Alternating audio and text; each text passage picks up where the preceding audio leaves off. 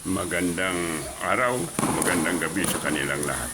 Ngayon sa araw nito, ay ang ating tinitraining dito, yung ating mga instructors. Ito po sila ay mga instructors ng Taekwondo at tinitrain natin sila para sa preparasyon ng mga darating na tuturuan ng mga security guard at yung mga pulis.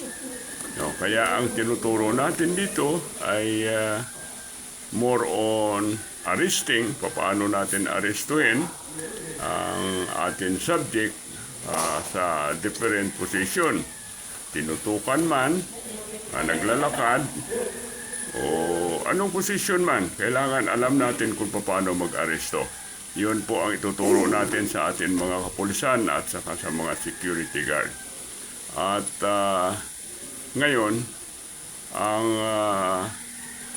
isa pa na pinaghahandaan natin dito ay ang ito rin po ang tinuturo natin sa mga mag-aral ng special skill para sa makakuha ng waiver para sa pagkapulis dito sa Napolcom. So, yung mga mahilig, yung mga Audi kaya, yung magugusto ng magpupulis na kumpleto sila, board passer sila, pero underheight sila o di kaya overage. Ang underheight, ibig sabihin, pag lalaki ka, pag below 5'2" ka, hindi ka na pwede. Kapag ang babae naman ay below 5 feet, kasi binaba yan eh. So, hindi na rin pwede. So, kailangan yung special skill. Now, ganun rin sa overage. Kapag overage na kayo, ang inyo edad ay maabot ka na ng 30, hindi na pwede. So, pwede lang kayo makapasok pag mayroon kayong special skill, katulad ng atin tinuturo dito sa Taekwondo, para ma-examine kayo ng Napolcom, ma-qualified kayo ng CRAMI para ma-examine ng Napolcom, para mabigyan kayo ng waiver para maging qualified na kayo bilang isang pulis. Yan ang requirements natin ngayon.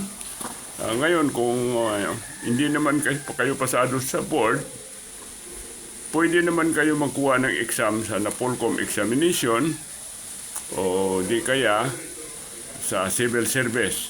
Yan lang po ang tatlong maipasan nyo para maging qualified kayo para mag-apply ng police doon sa mga underheight at saka yung mga overage. Kaya iniimbitahan ko kayo na mag-enroll kayo sa inyong lingkod. Ito po si Master Monting Gabilinho.